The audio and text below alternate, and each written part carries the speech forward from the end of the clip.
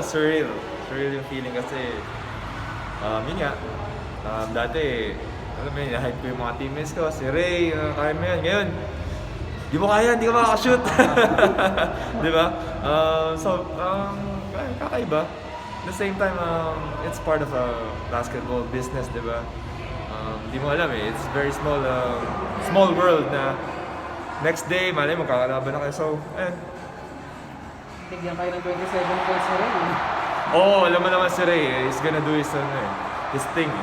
So, ako naman here, I'm just trying to settle down, trying to look for my spots, just not trying to force anything. So, with Coach Topics naman, very open naman, listening to him, just really settling down, yun yung focus ko na.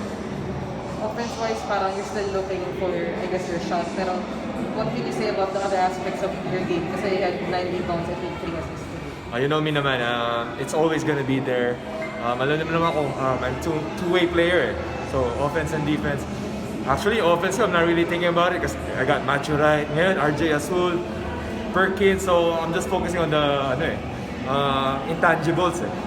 So, if yun yung, if yun yung, it's gonna make us win, I'll do it. Wala namang parang namigay sa'yo sa kabilang team. Meron, syempre. Kilala nyo na. Kilala ko naman yung mga yan eh. Kasi ako, expected ko na eh. Sila Kuya Bo, sila Monterada. Kita nyo, daming offensive fouls kanina sa akin. Parang na-miss talaga nila ako eh, no? Ano sabi sa'yo ni Ray? Kasi alam natin kayo dalawa yung, syempre lang.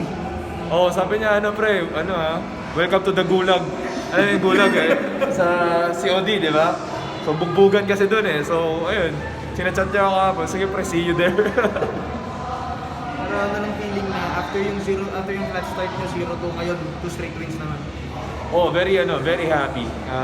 Talagang, this team is parang still building on the chemistry. Kasi, Sean Anthony, kakabalik lang ako. I'm just new here pa rin talaga. And the rookie is very new. Tyler T is playing really well.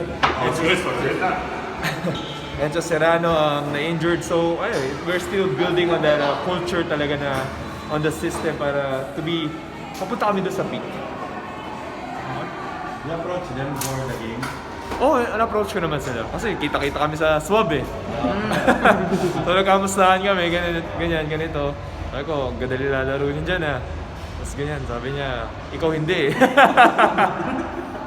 Hindi, pero yun, syempre di mawawala yun on and off the court eh. Siyempre, kaya di naman kami teammates, pero we're still brothers off the court. Yun yung importante. Thank you, Javee. Alright.